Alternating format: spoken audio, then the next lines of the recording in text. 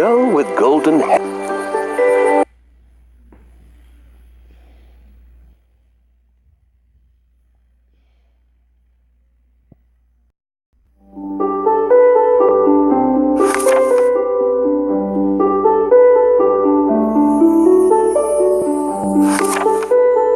There was once a prince who wished to marry a real princess.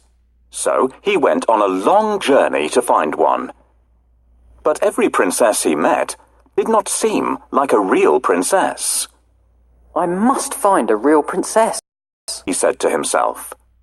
I will only marry a real princess. As the prince journeyed home, he was very sad. He told the king and the queen that he had met many princesses, but that he could not find a real princess.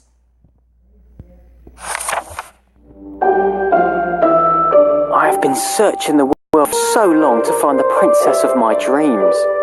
I haven't liked any of the ones I've met so far. What if I never find the love of my life? It's true. The prince has been introduced to many princesses already. He has their portraits on a wall in the palace. Why didn't he like any of them? Tap on the portraits and the prince will tell you why.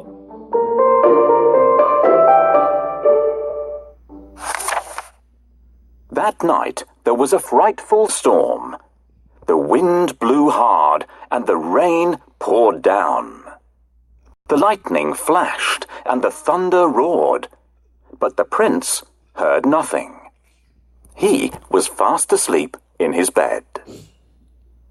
Then, suddenly, above the sound of the raging storm, there was a loud knock at the palace door. Knock, knock, knock. "Who could that be at this time of night?" said the king. "And in such terrible weather," added the queen.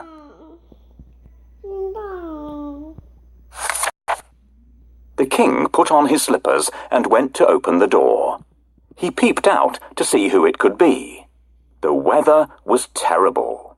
There was a flash of lightning, and standing there on the doorstep, the king saw a poor, bedraggled girl. Her hair and clothes were dripping wet, and she was shivering from the cold. "Who are you?" the king asked. I am a real princess, answered the girl.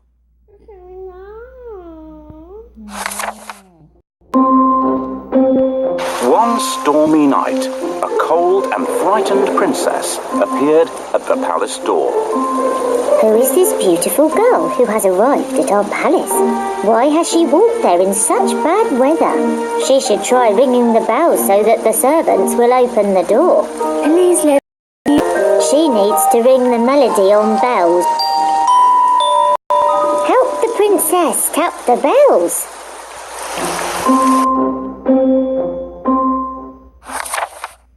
The king let the princess in, and the queen said that she could stay the night in the spare bedroom. The princess was grateful and thanked the king and queen for their kindness. The queen then turned to the king and said, "We must find out if she's a real princess or not." "How?" asked the king. Without saying a word, the queen went to the spare bedroom and took off all the bed covers. She then took a small, hard, green pea from the kitchen cupboard and placed it under the mattress. On top of this, she piled not one, not two, but 20 more mattresses and 20 quilts. The princess climbed up the side of the very high bed and lay down to sleep for the night.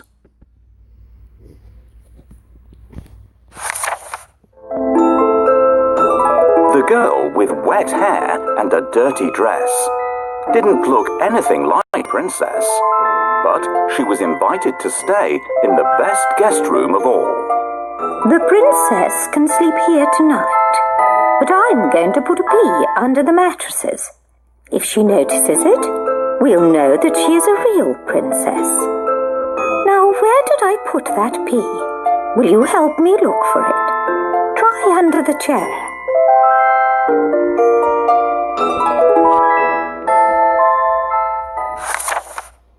When morning came, they asked her if she had slept well. I did not have a wink of sleep all night, said the tired princess.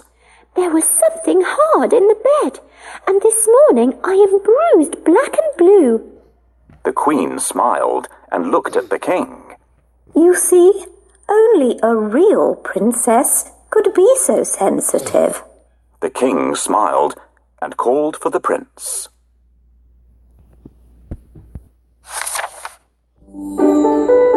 How did you sleep, my dear? I hardly slept a wink, Your Majesty. There was something stopping me from sleeping well. It was as if there was a massive lump in the mattress. I'm so pleased to hear that. I hid one tiny pea under all those mattresses and feather quilts. I knew that if you could feel the pea, you truly must be a real princess. Finally, a genuine princess. Now I am ready to get married.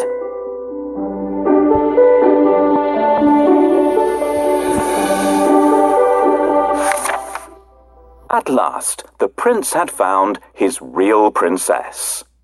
They were soon married and lived happily ever after. And the pea, it was placed in the museum for all to see.